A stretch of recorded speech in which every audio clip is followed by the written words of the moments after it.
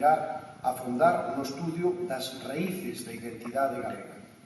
O obxectivo deste congreso non é outro que o de profundizar no conocimento da cultura celta e nos nexos culturales dos distintos povos celtas, nexos que vinculan a Galicia con outras rexións europeas, nas que nos atopamos elementos culturais comuns con Galicia. Sen lugar a dúbidas, compre fomentar os intercambios culturales con estas rexións para afondar no estudio da cultura celta. Congresos como este, estou seguro, van a permitir traballar nesta dirección. E desocupar nestes días o noso Pazo da Cultura, un espacio cultural que temos posto en funcionamento nesta legislatura e que constituye para nós un referente de primeira orde no mundo da cultura galega. Este auditorio é o máximo exponente do noso compromiso coa promoción da cultura e este evento que os inauguramos se enmarca neste contexto.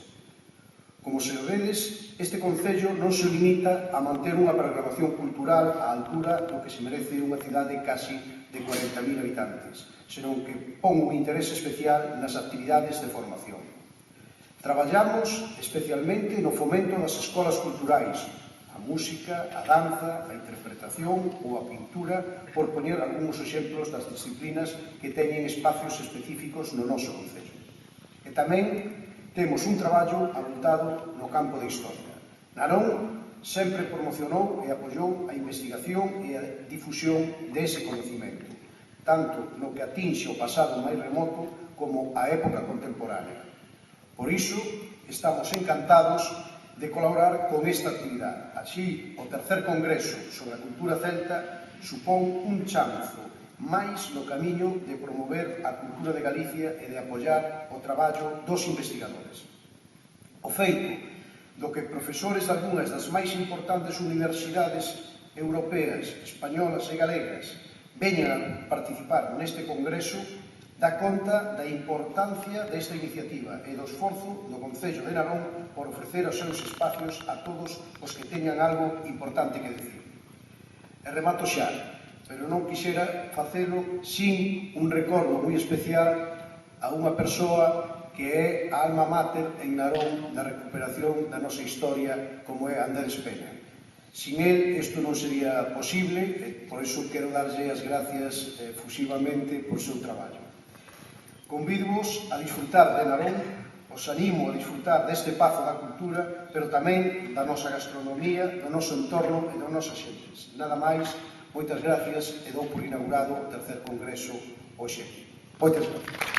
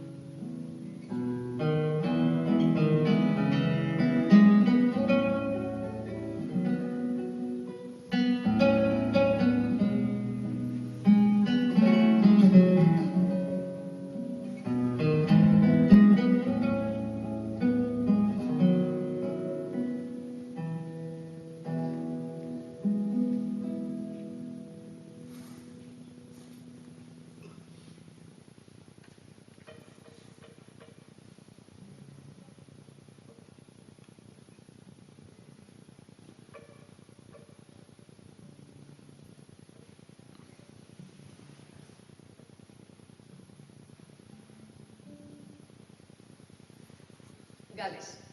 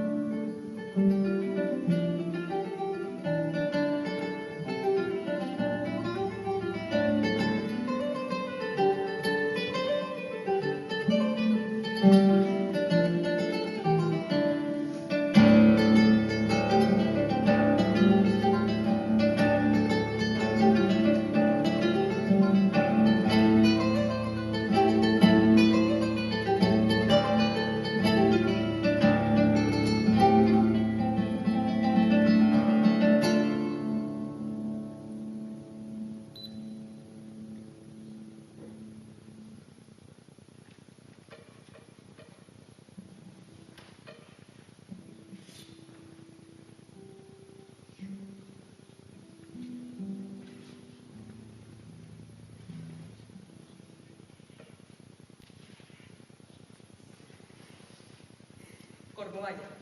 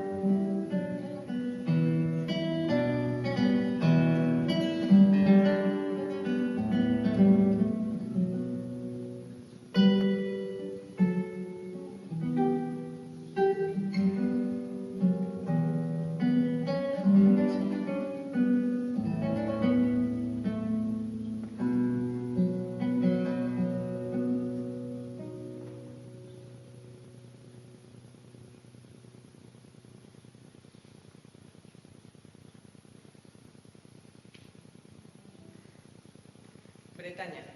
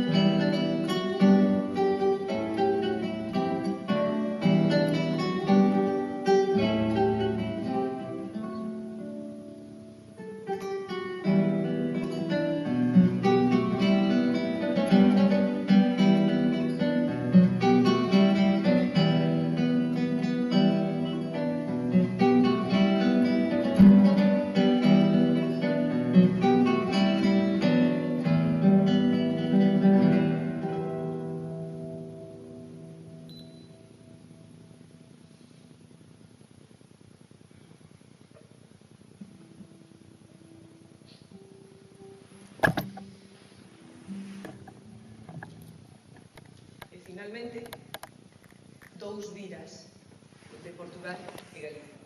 Un vira de Xulo Niño e outro da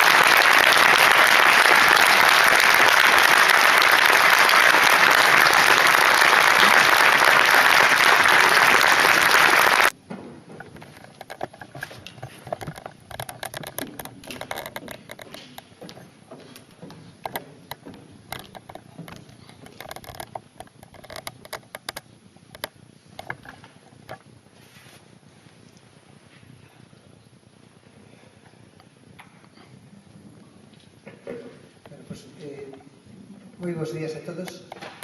Trenes, por exemplo. E mirade que os chineses parecenos ben parecidos uns a outros. Ainda así, nós no noso xenoma humano temos 3.300 millóns de letras, de bases, e máis ou menos unha cada pouco máis de 1.000, unha diferencia temos. Pero tamén as diferencias que temos son máis entre individuos que entre poboacións. Se consideramos cales son as diferencias que existen entre grupos de poboación, menos do 15% das diferencias totais que temos deben ser diferencias entre poboacións. E delas, a maior parte son diferencias entre grandes grupos continentales. E únicamente o 5% son diferencias entre poboacións dentro dun continente. Quere dicir isto que o aporte da xenética, as nosas diferencias individuais, as nosas características, ten que ser entendido na súa realidade que é esta. Para contarvos o que quería contar hoxe, quería empezar a decir que toda a información xenética do que somos, ainda que xa contei que as diferencias que temos son máis ben escasas e que a maior parte delas debense a diferencias entre individuos, non entre poboacións, estas diferencias están no noso ADN. O noso ADN témolo en dúas partes da célula. Unha no núcleo dentro dos cromosomas e outra nas mitocondrias, que están fora dos núcleos. Como estou seguro que todo o mundo sabe, nos nosos núcleos temos 23 pares de cromosomas. Un destes pares é o cromosoma sexual, que é XX na muller e XY no home. E neles está prácticamente toda a información xenética do que temos. O ADN mitocondrial, en cambio, é un ADN moi pequeniño, que apenas ten importancia no que no xenoma. Pode ser causa de enfermedades, pero é un ADN moi pequeniño que existe nas nosas mitocondrias, pero que ten unha característica que é moi curiosa, é que, igual que o cromosoma Y, se hereda dos pais aos fillos, o ADN mitocondrial heredase a través das nais. Os espermatozoides, cando meten a cabeza no óvulo para fecundalo, deixan as mitocondrias fora. De modo que o noso ADN mitocondrial é igual que as nosas nais, que os nosos irmáns, pero, por exemplo, os meus fillos teñen o ADN mitocondrial da miña muller, non o meu. Herédese, polo tanto, por liña materna. Non todas as características xenéticas humanas teñen o mesmo modelo de transmisión.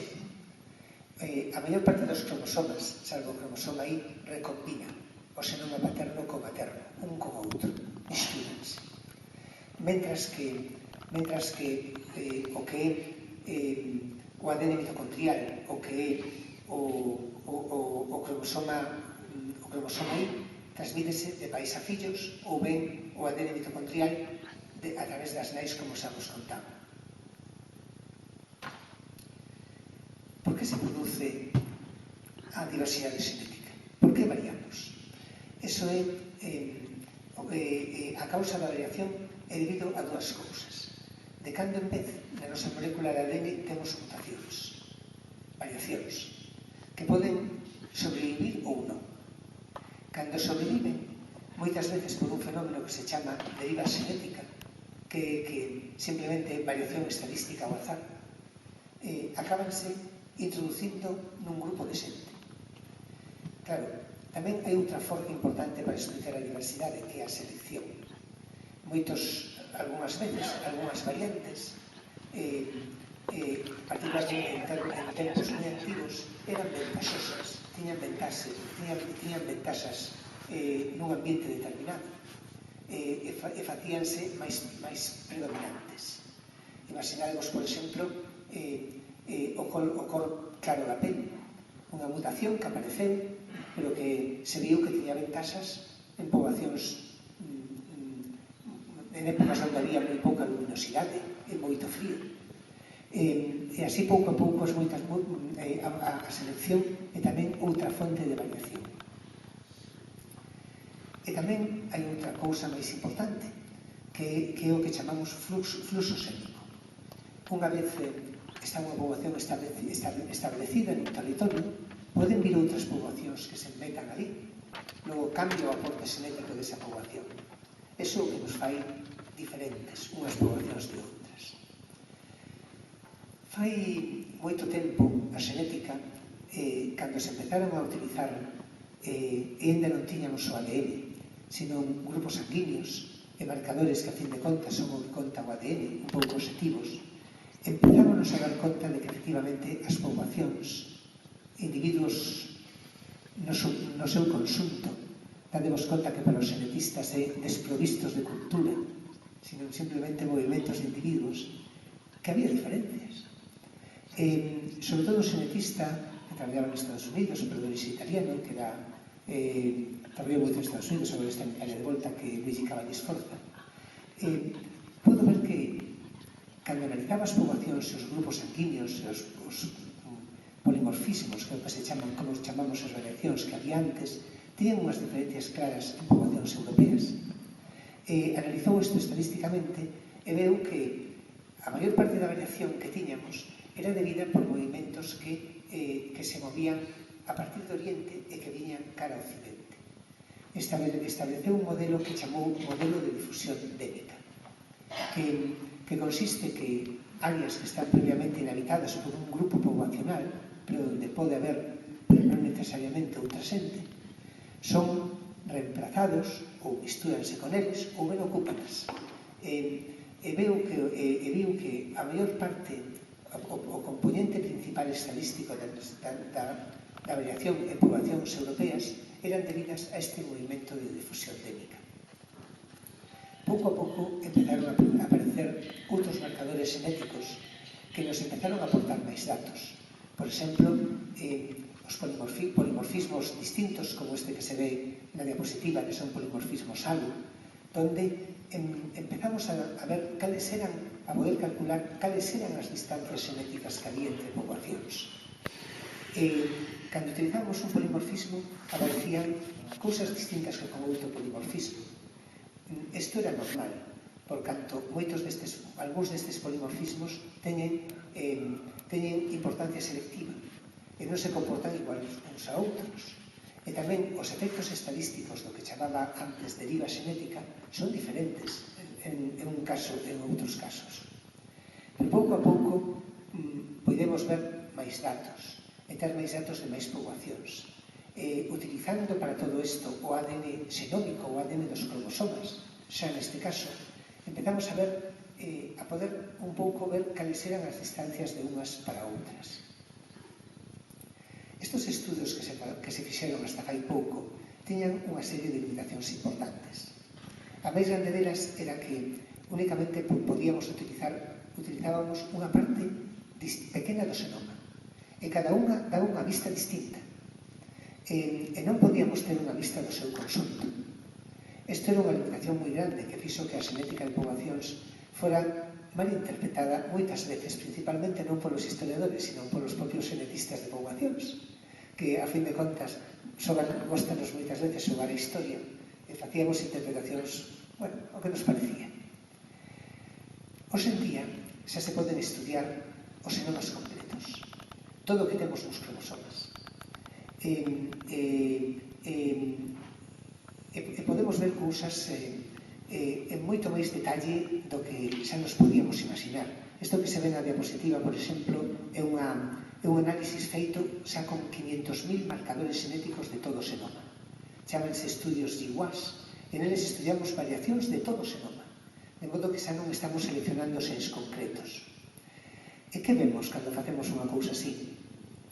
Vemos unha cousa que podíamos esperar, pero primeiro que podemos clasificar bastante ben as poboacións. Estos son galegos e portugueses, galegos, portugueses e ibéricos, digo ibéricos en xeral. Isto é xente do Reino Unido. Podemos facer este tipo de cousas e ir incluso con máis detalle. Isto, por exemplo, en poboacións ibéricas. Aquí estamos os galegos, aquí están os vascos. Os cataláns están un pouco misturados porque ali hai moito inmigrante que ven de todo o mundo. Por que as poboacións son diferentes? Isto é unha cousa que hai que relativizar. O primeiro, somos diferentes primeiro porque unhas e outras, bueno, primeiro todas tivemos moitos aportes históricos, moitos. Pero a maior parte pero misturamos moito máis eses aportes entre nós que con outros de fora. Logo, acabamos tendo, igual que temos unha identidade cultural por proximidade, unha identidade xenética por proximidade. Canto pode aportar esta historia? Eu penso que pouco. O que estou me referindo a estudiar xenomas completos, estudiar a variación dos nosos cromosomas. Porque o único que vamos a ver é que precisamente somos unha mistura de moitos aportes. Incluso en marcadores dos que vou falar agora que poden aportar moito máis que os que se transmiten directamente de pais a fillos e de nais a fillas. Vemos unha enorme cantidade de misturas. Por exemplo, este é un traballo noso de fai algúns anos, publicado nunha revista importante que é o American Journal of Human Genetics, donde o que analizábamos era cantos genes norteafricanos temos na Península Ibérica. Efectivamente temos moitos, temos máis ou menos un 10%, un 15%, pero imagináramos os movimentos de poboación que ten que haber dentro dun territorio, que nosos galegos e moito máis os leoneses temos moito máis genes norteafricanos no noso cromosoma aí que os de Granada, que apenas teñen. Os historiadores, isto sabemos ainda por riba que é recente. Os historiadores dinos que unha explicación para isto pode ser que a expulsión dos moriscos cando se fixo nesta parte da península foi realmente eficaz e que marcharon para outras partes como Galicia e o noroeste que estaban donde podían ser menos perseguidos. Eu xa vos digo que unhas interpretacións non me meto, sino simplemente nos feitos. E o feito é ese. E a mí o que me fai reflexionar é que as poboacións son certamente misturadas. É igual na parte materna. O ADN mitocondrial falanos de que na península temos aportes xenéticos mesmo norteafricanos, habendo barreiras xeográficas. Na parte materna parecen que menos, pero é un 2 ou 7%. En Canarias, lóxicamente, moito máis. E xa empecé a falar destes marcadores do ADN mitocondrial e do cromosoma Y porque penso que estes son os que podedes, os historiadores, utilizar máis para poder facer para poder axudar as vosas investigacións. Penso que estes marcadores son os que precisamente poden ter unha utilidade moitísimo máis grande para vos. Por que motivo? Creo que vai a ser fácil de entender. O ADN mitocondrial, como vos decía, heredase de nais a fillos. Isto, o que un linaxe de mitocondrial persista no tempo, non depende tanto de ter o número de fillos, sino que a descendencia materna non sexa interrompida. Pero o caso é que se transmite sempre de nais a fillos, de nais a fillos, de mulleres a fillos, de mulleres a fillos, de mulleres a fillos, así ao longo da historia. O cromosoma Y é igual. Dadevos conta que este é o linaxe que se mantén. Isto é unha xeración, isto é outra, isto é outra, isto é outra. Podedes ver que moitas veces perdense liñaxes. Dependendo da descendencia paterna, igual que antes que a descendencia materna. Nesta descendencia, nesta xeración, persisten os linaxes de Manuel, que pode seguir transmitindos a súa descendencia. Isto é importante entendelo tamén ben. Perdemos información. Non temos toda a información do que existe nas comprobacións actuais do que existiu. Isto é importante tamén saber. Por que pode axudar isto a historia e que isto da filoxeografía? Se utilizamos unha poboación recente, vamos a ter unha mistura de linaxes de ADN mitocondrial e cromosoma Y. Pero eses linaxes podemos saber, para empezar, de canto tempo teñen. Imaginadevos que un linaxe, imaginadevos os primeiros, o que chamamos o ancestro máis antigo común. Unha persona que vivira fai 170.000 anos en África, un grupo de persoas que tiñan unha secuencia determinada de ADN mitocondrial ou somes de cromosoma Y. Claro, ocorren mutacións que se establecen por deriva nunha poboación. En centos de anos, seguramente esa poboación xa tiña máis dun linaxe de ADN mitocondrial. Tiña, por exemplo, isto é unha sobresimplificación, obviamente, tiña 2. Uns poucos anos máis adiante, iso vai mutando e vai variando co tempo. Tiña 3. Pero algún deles, nada máis que algún deles, en termos estadísticos, saíron de África e foron para outras partes. En África quedaron estes. Pero fora de África viñeron estes linaxes. Empezaron a ir tamén a dividirse en África. Estes, por exemplo, viñeron a Europa. Estes, por exemplo, foron a oeste de Asia e de aquí a América. Non sabemos, podemos calcular bastante ben canto tempo exactamente, con moita exactitude, unha mutación, unha variación se queda fixada nunha poboación. De modo que os distintos linaxes podemos saber as datas. Isto é o máis bonito, porque isto sí que con el podese saber xa como son as migracións. E xa vos digo que eu falo de grupos de xente, non de culturas. Así, co cromosoma Y, sabemos que no mundo actual existen estes linaxes. Ainda pode haber moitos, saberedes que hai moitos máis, pero estes son os principais linaxes. Estas son como son as poboacións do mundo, que xa botándolle unha ollada, xa podedes ver como os africanos son bastante parecidos, os americanos son bastante parecidos, os nativoamericanos, a partir de xente que veu daqui. Os europeos somos bastante parecidos. Isto é a maneira. Nos podemos coller a partir do trazar o ancestro máis antigo e ir facendo todos os linaxes e logo ver como foron migrando e como se foron dividindo. Isto é o que se chama facer filoxeografía. Isto resume un pouco como foron os movimentos do linaxes dentro do cromosoma Y. Isto que vedes aquí son os anos nos que cada linaxe ten o ancestro antigo máis antigo. Por exemplo, A fai 60.000 anos, pero xa non saliu de África. De aquí saliu outro, o C, que marchou para ali. O F, que veu para aquí. E así se vai facendo todo. Hoxe en día, gracias a que estamos avanzando moitísimo, e vaise nos próximos, eu non digo anos, sino meses, avanzar aínda moitísimo máis, os linaxes podémonos subdividir moito e moito e moito máis. Estes son linaxes do cromosoma Y, que estes son os anos donde está o ancestro común máis antigo para estes linaxes, que foron mutacións que foron aparecendo. Hoxe en día estamos identificando cada vez linaxes máis recentes, que poden ser de utilidade, lóxicamente, para a historia máis recente. Estos están facendo gracias a moitos esforzos de ultrasecuenciación. E podemos correlacionar, obviamente, non somente cos movimentos ca xeografía, como vos contei, sino tamén co tempo, e, polo tanto, cando empezou o Neolítico, cando chegou o Neolítico a Europa, cando apareceu a Edad de Bronce. Pero estes estudios son tedes que facer vos para correlacionar. Cada un dos linaxes que hai pode xogar para correlacionalos como queire.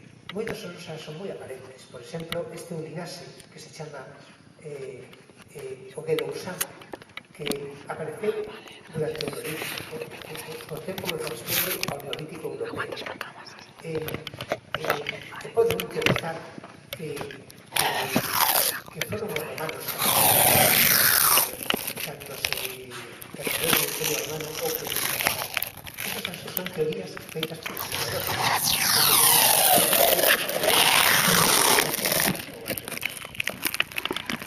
Este outro, a sabedes que como película.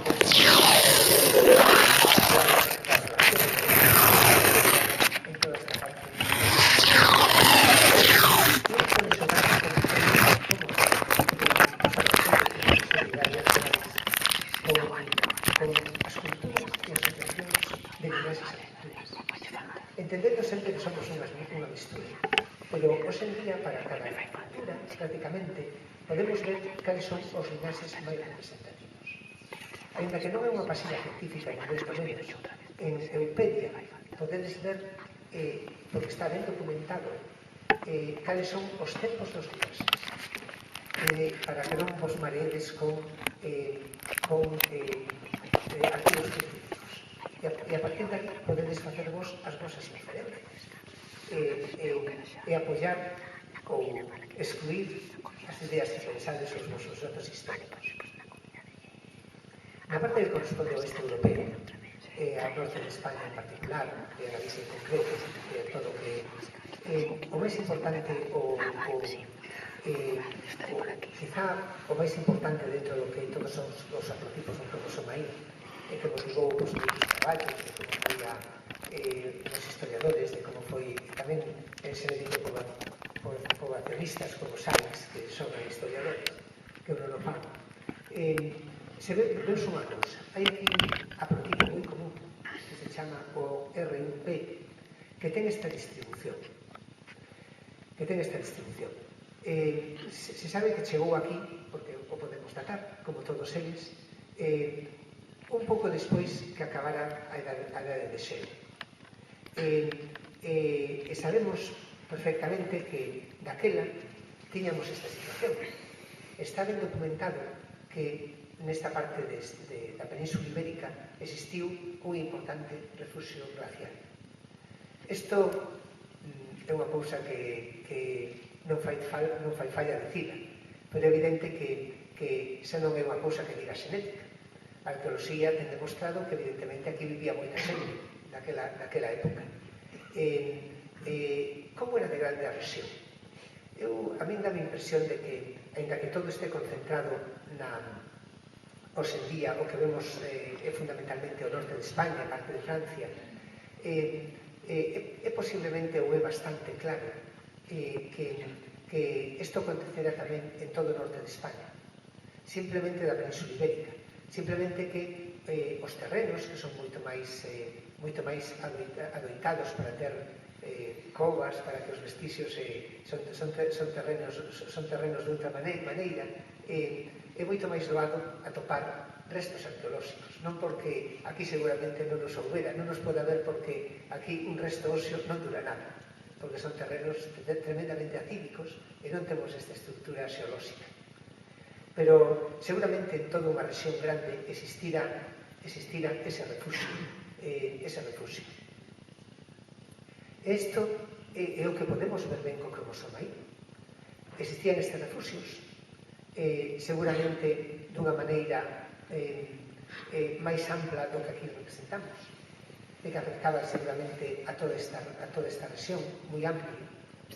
É máis aparente xenéticamente nesta parte da península o que son os vascos, porque e máis particularmente ainda que nos vascos o que son os astures e os cántabros, porque son poboacións máis ailladas xeográficamente, menos nos galegos, que temos máis aportes xenéticos xa de poboacións do sur, pero ainda así tamén é aparente todo isto.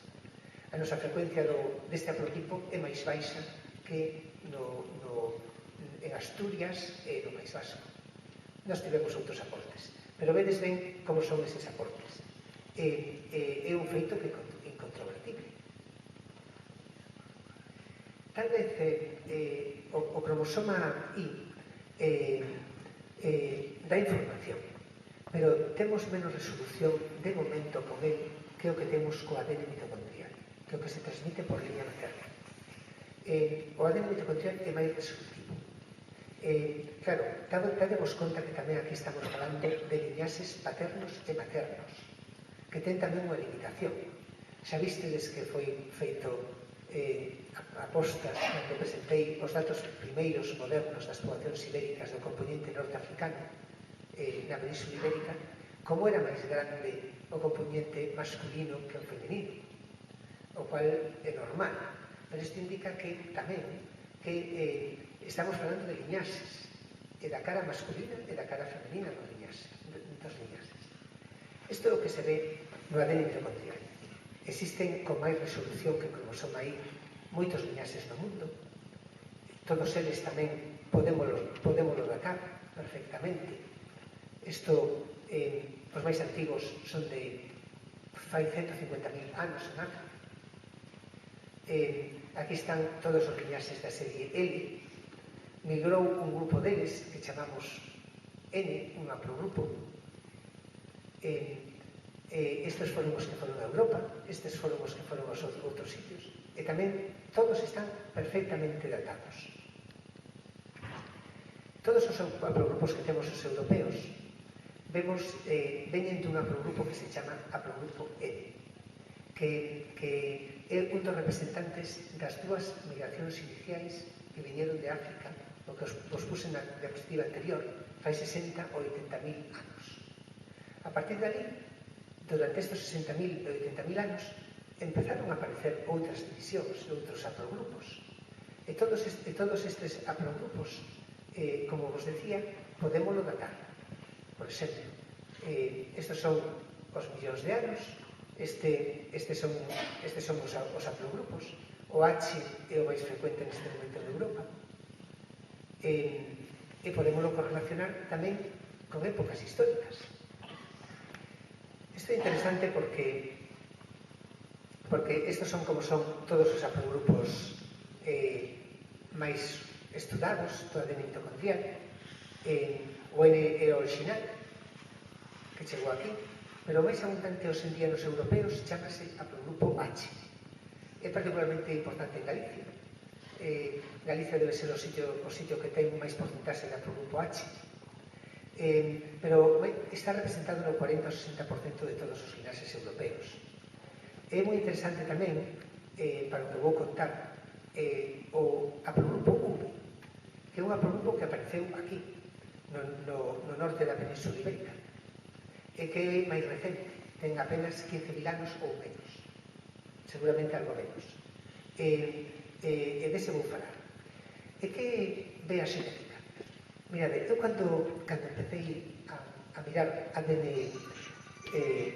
cromosoma I, os haplotipos do cromosoma I, que foi moitos anos. Levei unha sorpresa porque vin que mentras, cando falaban os marcadores clásicos, todo aquilo falaba dun modelo de difusión técnica que viña máis ou menos da zona da antigua Anatolia, da zona de Turquía, que eso iba meténdose. Eu cando miraba a cromosoma aí, xa non vía así. Vía que todo estaba como parcelado, que había o que chamamos unha neoplina tremenda do este ao oeste. E todo o oeste tiña moitos moitas actividades. O ADN mitocondrial mostra unha cousa bastante parecida. Dá a impresión, por eso, que parece que o que estamos facendo nós de outros xenetistas de poboacións, que a importancia do refugio das expansións paleolíticas do sudoeste ao norte de Europa, en xeral, foron máis importantes do que seguramente pensábamos primeiro. E, de feito, cando mira distintos grupos do grupo H e fai unha disección, pódese ver que a maior fonte do pus xenético europeo no ADN mitocondrial ven precisamente dese refugio franco-cantábrico. Que non únicamente foi para arriba. Xa vos digo que este área seguramente é un área máis grande, moito máis grande, porque isto é o que vemos con poboacións que están menos misturadas que outras. E o que pasaba fai 15.000 anos, eso hai que aplicarse a sentido común. Sino que tamén migraron para baixo. De feito, moitos bereberes, os tuaregs, por exemplo, que fixemos un traballo fai pouco, o ADN mitocondrial dos tuaregs é completamente cantábrico, en grande medida. Migraron para arriba e para baixo. Unha cousa bastante importante é que este haplogrupo V do que vos falaba, que é o autóctono europeo, coincide con un tempo que se chama o Drías recente, nesta época daqui. Fai máis ou menos 12.000 anos. Isto é o que está absolutamente ligado a este período. Pero tamén hai cousas para que pensades que é complicado pode ser entender a xenética, con que cuidado hai que utilizar. Este haplogrupo V, donde máis representado está, é no País Vasco. Hai algún en Galicia, hai algúns en Asturias, no País Vasco hai bastantes. Tamén están sobrerepresentados porque cando se collen poblacións vascas non se muestrea como se fai en outras poblacións, sino que se colle xente de valles moi aillados. Hai un efecto de sampling, de muestreo. Pero cando un grupo vasco empezou a facer estudios de restos antigos datados por carbono 14 en épocas de fai 4.000, 5.000 anos antes de Cristo, en todo o que era o País Vasco. Curiosamente, en ningún deles non aparecía nada de haplogrupo V. E claro, isto estadísticamente é imposible, porque aínda que se o teñen, se ten unha frecuencia do 10% en todas as que observaron, algunha tiñamos que ver. Por que non hai? Non o sabemos. Eso indica que, claro, a xente móvese moito, e os movimentos da historia, o que podemos aportar, hai que tomarlo sempre con precaución. Pero o que é un feito indudable é que aquí o haplogrupo V está moi representado. É un feito indudable que, como outros haplogrupos, moveronse, cada un deles, ás veces, con historias un pouco distintas. Este un ainda máis recente, pero que xa non se moveu para aquí, moveuse para aquí. E así pódese ver prácticamente cada un. Cada día se están descubrendo novos haplogrupos, cada vez máis e máis recentes, porque estamos facendo hoxe en día secuencias de todo o ADN mitocondrial inteiro, non ir a puntiños nada máis como facíamos antes. Este é un moi interesante, que foi descoberto por unha persona do noso grupo, que é Toño Salas, que é o H2A5. é autóctono do País Vasco, e nada máis que está ali, ten unha frecuencia ali significativa.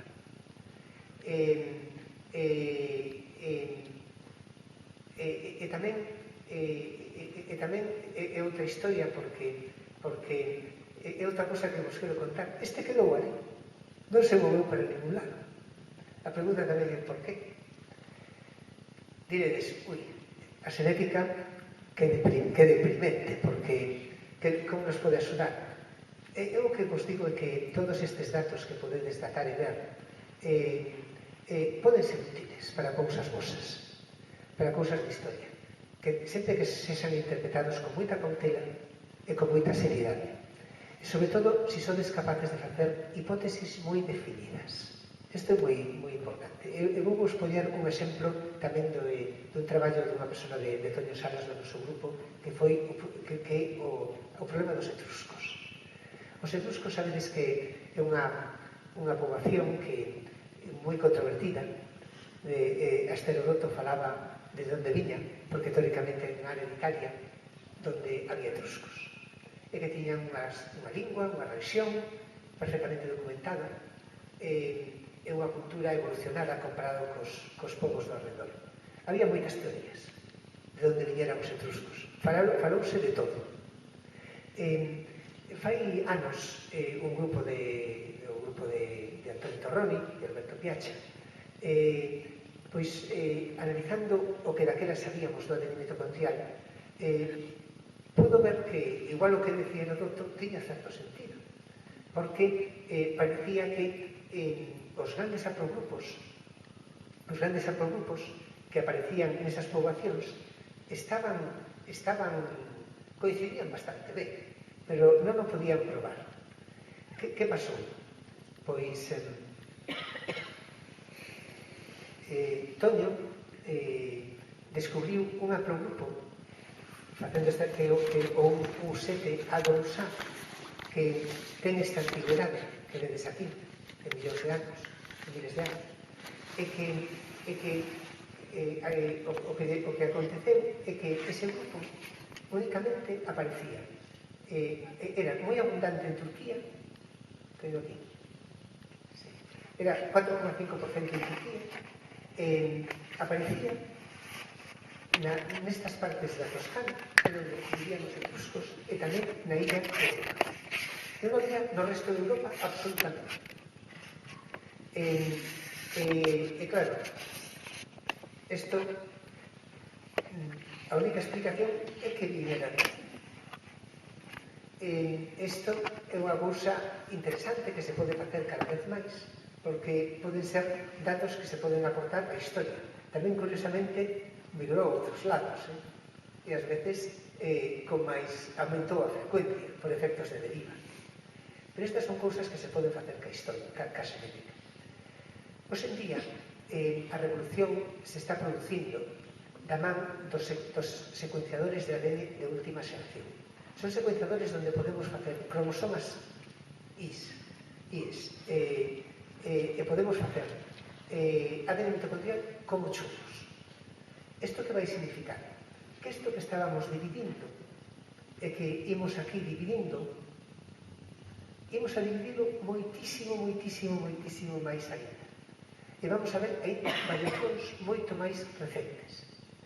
Estamos facendo neste momento no noso grupo, igual que están facendo outros grupos europeos, nos na poblacións ibéricas, particularmente en población galega, pero en outras poblacións ibéricas, estamos facendo centros de ADN mitocondrial enteiro e centros de cromosomas enteiros. Outros grupos no Reino Unido, en outras partes do mundo, están facendo igual. Penso que é unha cuestión de meses ter toda a información.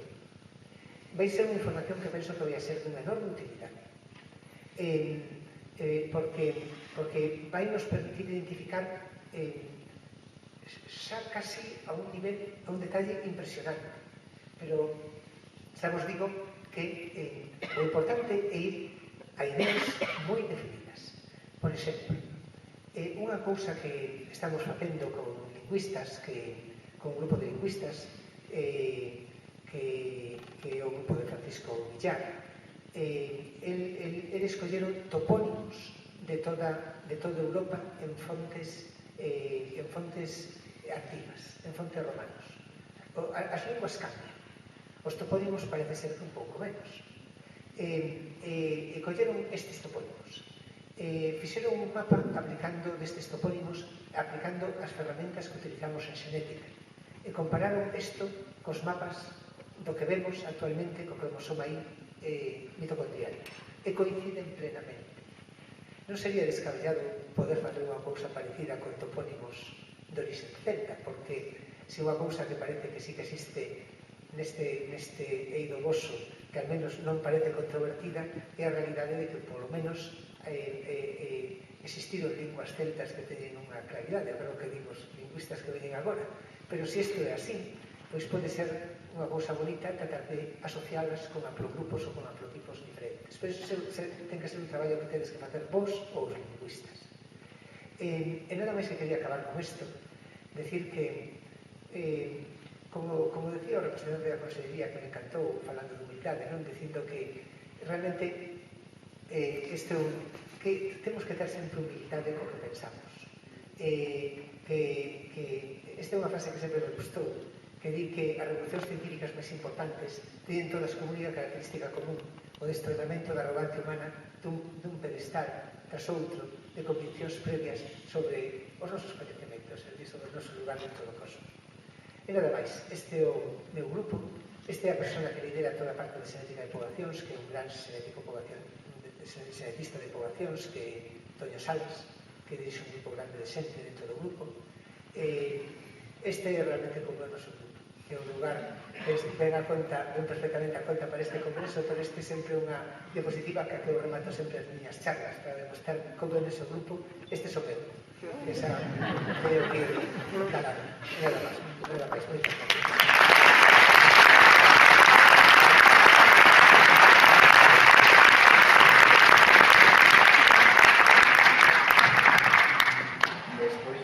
Desta magnífica palestra do profesor Carracedo, abrimos un turno de preguntas se alguén quer formar unha pregunta.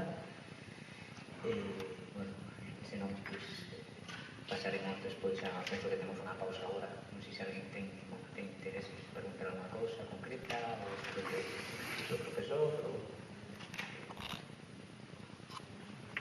Unha breve máis. Os últimos en Atapuerca xa están recollidos nos seus estudos? En Atapuerca estamos actualmente analizando nos o mitocondrial de pezas dentarias da época neolítica, pero están feitos moi poucos estudios en restos máis antigos de Atapuerca. Nos estamos nada máis que analizando a época neolítica. Estamos tendo máis dificultades das que pensábamos para analizar esas secuencias, porque ainda que as pezas dentarias están moi ben conservadas, porque daquela non había caries, o ADN mitocondrial está un pouco degradado. Estamos tendo dificultades para analizarlas, pero ainda non están incorporadas nada do que estamos a facer en Atapuerca.